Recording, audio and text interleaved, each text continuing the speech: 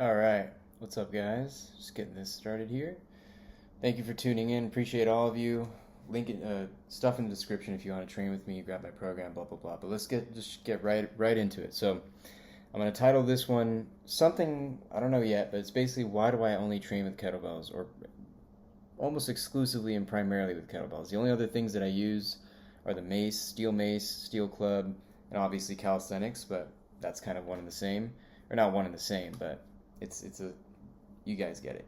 I'm not using any other tools. So I'm using my body weight, primarily kettlebells, and on my rest days, I'll play with the steel mace, play with the steel club, but it's not what I really use for to train hard. It's more of like a moving meditation for me, etc., etc. So, get this camera right here. So, why do I do this? Why do I train exclusively with kettlebells? So I boiled it down to some points. I actually took notes this time, so I'm not just going all off the rails and everywhere like that. So I'll boil it down to a few things, guys, and that is basically it hits all of the systems that you need to hit, and it hits them in the more efficient and a safer manner than a lot of other styles of training. And I've done almost everything. I've done traditional bodybuilding, I've done CrossFit, I've played a lot of sports, I've done a lot of martial arts, so I've got a taste for the world out there, right? And kettlebells are by far the most efficient, the most fun, effective kind of modality of training for my goals, which I believe are pretty common goals, and we can touch on what that is. So, why kettlebells only? First and foremost, when I say it hits all the systems, I'm talking broadly, and we'll get into these: strength, cardio, and mobility. So, boiling it down, let's start with strength. So, why do I believe it's really effective for building strength? Is because people seem to fail to realize that these are still weights. People think like, how is he building muscle with just kettlebells? He's lying. He built it in the gym, and then now he's using the kettlebells as some sort of prop on social media. But that's not the case, guys. Like the kettlebells not only get you strong in a common way of thinking about it, but they get you functionally strong like almost nothing else. And this is because when you're using kettlebells, it forces the activation of your core, especially when you use just one kettlebell. It really forces that contralateral activation of the core, which is very unique, and you're doing that throughout almost all of the movements if you're using the kettlebell for what it's for. Obviously, if you're using it to curl and do halos and the things that you see a lot of people normally doing with them, which are fine, but when you actually learn how to use the kettlebell properly, using the ballistic movements like swinging, snatching, all that type of stuff, you'll start to see what I mean by this. So with functional strength, or with strength that you build with the kettlebells, realistically you're getting functional strength. And what does that mean? It's kind of an overused term, but it's really like, because again, you're using your whole body, especially the core. When you learn to train like this and you get stronger with kettlebells, you slowly start to increase the weight of the kettlebell that you're using. It's very transferable into whatever sport you may play, or more importantly, your daily life.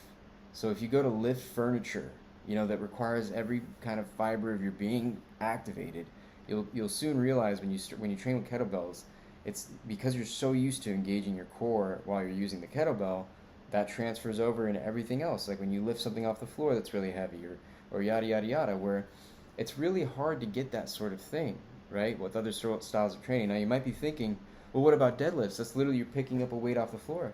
And I think deadlifts are great. Nothing against deadlifts. I think if I were to train in the gym, I would exclusively focus on deadlifting, squatting, and bench pressing, just kind of the main three movements, and get really, really good at those. I think that's great. But what you have to realize is with the kettlebell, not only are you using your core the same kind of way you'd use in a deadlift or something like that, but you're doing it in a much more dynamic way. Again, when you're snatching it, swinging it, switching hands, doing frontal plane motions, all these different types of things that you can do with the kettlebell can basically bulletproof your core by hitting it from all these different facets. And then furthermore, teaching you how to transfer force from your hips, your legs, your core to your extremities, like doing presses, anything that you really do with the kettlebell properly. You'll see that you really learn how to kind of absorb and transfer that force in a very efficient way. And again, it comes with more practice and practice and practice. The more that you practice this, the more functionally strong and capable you will become. I used to train a lot of jiu-jitsu. Not that I don't anymore as much as I used to. Not that I will not go back to it, but I've really been focusing exclusively on the kettlebells for the time being, really trying to, just become like a black belt in kettlebells. It's hard to become a black belt in two things at the same time that really have a hard toll on your central nervous system, like both these activities do. But when I do grapple jiu-jitsu, I can absolutely feel the benefits that I've gotten from kettlebells in terms of the strength, right? Because again, in jiu-jitsu, you'll notice a lot of these guys who just work out in the gym and lift weights like normally, they're strong and it doesn't hurt them, but it doesn't really help them that much. And it actually can hurt them because you gas out really quickly. You're not, and that's something we'll touch on here too, the kettlebells get to the cardio aspect, but you're not strong in a functional way. If I put you underneath a bench press, you might be really strong. But if you go to grapple with some dude half your size who knows how to grapple, he could toss you around because he just knows how to use his body more. But somebody who uses kettlebells also knows how to use their body. Maybe not as good as the grappler, of course, but he'll hang a lot better. Trust me. That's actually what got me into kettlebells, is grappling with this Russian dude who basically put me onto kettlebells. I asked him, like, dude, what do you do outside of this? You're savage. He's not even the biggest guy, but he was much. I looked forward to rolling with him much less than a lot of other people who were bigger, because he was just more relentless, more strong in a more, again, functional way. Like, he felt stronger, even though maybe if you put him and some other guy under a bench press, the other guy might bench more, but this dude's actually stronger, like that real strength, right? So that's one thing with the kettlebells. And you could even go down more of a kind of strength rabbit hole there, but let's just leave it at that. And let's talk about cardio. So it's extremely, not only are you training strength, right? So you're training all of this stuff at the same time, by the way, when you're training with kettlebells. But the cardio aspect, more specifically, you're not just hitting the steady state jogging cardio that everybody thinks about when you think about cardio that doesn't really do anything. You know, you look at these guys who spend hours on the treadmill and they look the same year round. They can't really get there, you know, because in case you don't know, cardio is not the most efficient way of burning fat. People always think like burning calories, eating calories, burning calories, eating calories. It doesn't matter. What matters is the metabolic engine that you build. And how do you build a stronger, more robust and powerful metabolic engine, meaning one that burns more calories simply when you're just chilling and hanging out, is by doing hard explosive activities, i.e. high intensity interval training. That is arguably the best and most efficient type of cardio that you can do.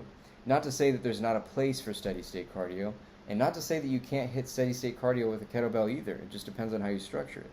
But for the sake of efficiency, talking about high intensity interval training, a lot of the times when I even think about high intensity interval training, I'm thinking about burpees, plyometrics, maybe even sprinting. It's very hard to get that high intensity training without a lot of impact on your joints, i.e. jumping around, sprinting. So there's a lot of actual room for injury there. That's why I think a lot of people tend to avoid it, even me. Like I've always been a fan of high intensity interval training, but I've also been wary of it because I've, pulled things and hurt myself slightly by sprinting or whatever, which is common. It's hard not to when you pound the joints so hard, things like that. Of course, you can hop on like an exercise bike or an Aerodyne or something like that and do high intensity interval sprints that way, which are phenomenal. Not talking crap about anything, by the way. All training is good training. I'm just talking about the best type of training, kettlebells. So with kettlebells, you can get that similar high intensity interval training with almost no impact on your joints, feet never leaving the floor, and it's more dynamic again. You see, with a bike, you're kind of fixed. You're in this position. Even with the Aerodyne, maybe you're going like this. That's still better. But with the kettlebell, again, you can do snatches. You can do 5 snatches to 5 squats, to side swings, to side snatches, to all these. You're training all these different planes, and while you're getting that high intensity kind of cardio workout, you're still getting that strength side, right? So you're still getting that resistance training.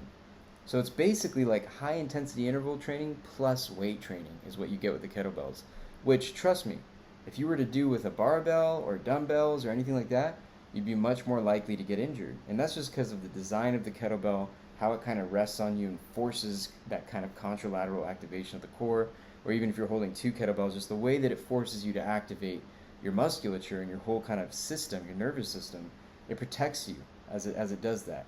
You'll actually notice, sidetrack, it'll simultaneously reveal and correct imbalances in your body, which is a whole other thing. So high intensity interval training, what this is really doing too is it's making you more athletic. again, more transferable into sports and real life, because these movements are much, it's almost like you are sprinting or you are jumping, but you're not. Your feet are never leaving the floor, and you're just feeling this kind of, you're turning your body into this kind of shock absorber and force transfer, for lack of better phrases, whatever. And yeah, so it's basically like, again, you're getting that high intensity interval training with the weight training, and you're not only working on your endurance, you're not only working on your explosiveness, you're working on your what's called explosive endurance. And if you're into jiu-jitsu, if you're a wrestler, even if you're a boxer or just a MMA fighter in general, or any sport, it's hard, a lot of sports aren't like that sport, but let's just talk MMA, for example. When you're fighting or when you're grappling, you need to be able to be explosive multiple times throughout the training or the round or the fight, right? Because if you explode once and then you get gassed out, fatigue makes cowards of us all. Trust me. And so you need to be able to have that explosive endurance. And me, I wouldn't even consider myself a fighter by any stretch of the imagination, but I see the value in being in fight shape. When you're in fight shape, you're in the best shape possible. There's no other greater test than going one-on-one against another person who's going to be a very unpredictable force, a very unpredictable stimulus that's going to force you to explode, relax, explode, relax, explode, relax. And if you're not able to explode multiple times at your highest kind of capability, and you don't have the endurance to sustain that, you're going to lose. And that's what you see with a lot of these gym bros. They're jacked, they're huge, they're big guys, they look dangerous, but they're not. Trust me. Like, you get that. He explodes one time. Maybe you get almost like a side mount or a mount on him. He pushes you off with all his bench press strength, and he's successful. But then you just wrap around him, you hang on, you realize, like, that dude, he just used all of his energy. He's done. And then he's just gonna slowly die. So that's a huge thing. Is you guys want to build explosive endurance, and not just with fighting. I mean, think like even soccer. Soccer. If you burn out after one sprint, you're going to be useless the whole rest of the game. But if you're able to sprint, jog, sprint, jog, sprint, jog, sprint, jog, and can sustain that and be able to hit your top speed multiple times throughout the game, you're going to be a savage. You're not going to be trifled with. So, strength, cardio. Now, another one that is very neglected, especially in today's day and age, is mobility. And if you think about a traditional gym training routine, to hit all these three things would take most people like an hour and a half to 2 hours. They would have their hour of gym training for resistance training. They'd have maybe 20 to 30 minutes for cardio, and then maybe 20 to 30 minutes for mobility. But with the kettlebells, for example, when you do moves like you see me doing in this video, which is that move where I'm getting up off the floor with the kettlebell, called the Turkish get-up. You're looking up at the kettlebell's arms fully extended, and you're moving from the ground all the way standing and then back down. You're going through all these different ranges of motion in the shoulder under load. Also, your hip is feeling it. Your spine is involved. So it's hitting all, look at this. I'm doing it right now. So it's hitting all of these major joints and your spine while under load, which is arguably one of the best ways to kind of stretch. And again, it's in this more functional way. You could stretch passively and get more flexible, and that's great. But flexibility is not actually mobility. Mobility is the ability to kind of articulate your joints and move your joints in that range of motion and be strong there. So with the kettlebell, you're forcing that strength under load with the flexibility, which is giving you that mobility. And there's other movements too. The get up is one of the primary ones that can help instill mobility, strength in a very functional way. But there's also the windmill, the overhead squat, and just different variations that you can do. You can even hold the kettlebell like this and just get into a full squat position, like a Asian dad squat, and these are all. And even when you're just squatting normally with a kettlebell, right? If you have it racked, just one or two, you're able to squat much deeper than if you had one like a barbell on your back. Also much safer because it's relatively really lightweight compared to like your body weight, for example, and compared to what you might put on a barbell. But because they're here, you're forcing, again, a lot more kind of muscular activation, but at the same time, you're also able to squat deeper and kind of access more of that mobility. So those are kind of like the main things, right? The main facets, the main systems that you hit with the kettlebell, which are arguably everything. And so now let's bring it full circle. And well, what is the goal? What if you don't want to be an athlete? What if you're not an athlete? You just want to be lean and in shape and feel good in your body? Well, then again, the kettlebell is literally the best way to do that. My workouts are really no longer than 45, maybe 50 minutes. That's it. And I hit all these things that I just talked about. I'm getting stronger. I'm getting more explosive. I'm increasing my explosive endurance, cardio, and I'm getting more mobile. I'm improving my mobility. I'm at least maintaining mobility from my stretching. I might stretch, and then by doing the kettlebells, I'm further instilling the strength in that range of motion, which is effectively mobility. And what that produces, guys, is it produces a lean, shredded physique that is mobile, supple, strong, functional, usable, no back pain, no shoulder pain. I had shoulder surgery. It's another story that I've told before on this podcast. I've gone through my own fair share of shit, trust me. And that's why I really only exclusively train with kettlebells and have never been in the shape that I'm in today. Never. Not even close. Like, if I were to go after my 18-year-old self, 28 now, and we were to fight, that kid wouldn't stand a fucking chance, And it's not because I'm like that much bigger or whatever like that, even though I kind of am. That's a bad example, because obviously most 28-year-olds would destroy their 18-year-old self. But my point is, I thought I was in good shape then, but I really wasn't. Like, until you step foot in a jiu-jitsu mat or a boxing ring or something like that, that's when you really understand what is really good shape, Really good shape is fighting shape. Trust me, guys. Even if you're not a fighter, you do not have to be a fighter. You could be a freaking pacifist. But you need to be in fight shape, because that is health.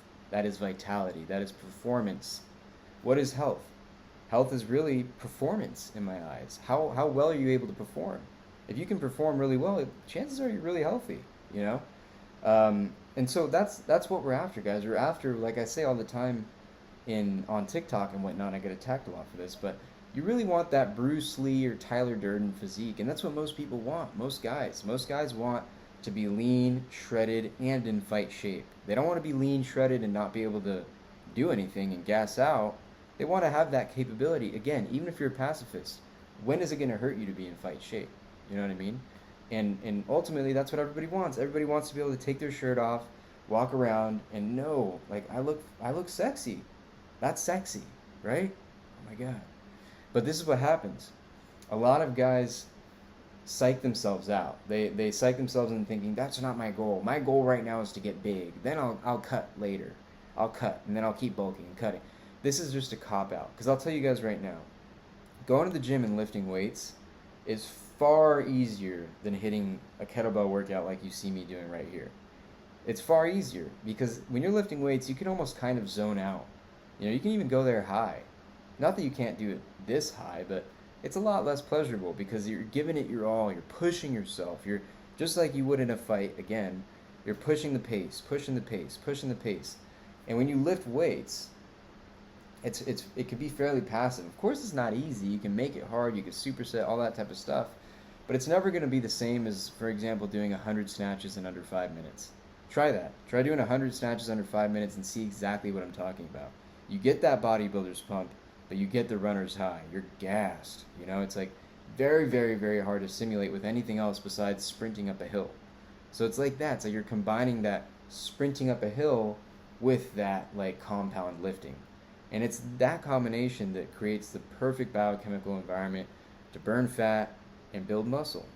So a lot of guys do that. They psych themselves out into thinking or telling themselves, I just want to get big. That's my goal. I don't want to be shredded, or I don't want to be shredded yet. I'll cut down or whatever. But this is a vicious cycle that people get in, right? And the real fact of the matter is, you always want to be in shape year round. Year fucking round, man. You want to be in shape. You want to be able to fight again. You want to be lean. You want to be cut. You want to take your shirt off whenever you want. And you can always steadily bulk. It's just a lot harder to live this way, because, again, you have to do these type of workouts, which are harder. They're shorter. They're more efficient, but they're harder. It's arguably it's simpler, but it's not easier. It's simpler, but it's more difficult. And again, like I talked about in the last podcast, cutting the wrong foods out of your diet, focusing on the right ones, focusing less on counting calories, and focusing more on eating a real food diet and watching your body kind of do the magic, okay? So that's it. That's kind of where I'll leave it today. I think I've talked about a lot, and I'll get into some more in the next episode. If you guys have any comments or questions or anything like that, please comment below. You can email me at trevor@primalinstinct.net. I'll put that in the description. If you want to work with me one-on-one over the course of 12 weeks and get in the best shape of your fucking life with just a kettlebell and your body weight, then click the link below. I'll have a link there to apply. And I also have a do-it-yourself program if you're not into the coaching, if you want to just kind of dabble into it, get used to it, have a full 16-week plan to do so as well, full movement tutorials and all that. I'll put a link to that as well. And there's a exclusive Discord community for that too. And that's it, guys. I think more people need to be exposed to this. More people need to know about kettlebell training. They need to understand that they too are weights and they build muscle. There's a learning curve, which I think deters a lot of people from getting started, but the learning curve is worth it. And the learning curve kind of shows you, much like other practices, like yoga, for example, it's a practice. It's something that you show up for, not just thinking of it as a workout, but almost thinking of it as your own unique practice, just like yoga. And I stem a lot of my beliefs from yoga because that's how I got really started in this whole journey. And that's why I gravitate toward the kettlebells, because kettlebells are arguably where bodybuilding, yoga, and intense cardio all intersect. And that's all, guys. Peace.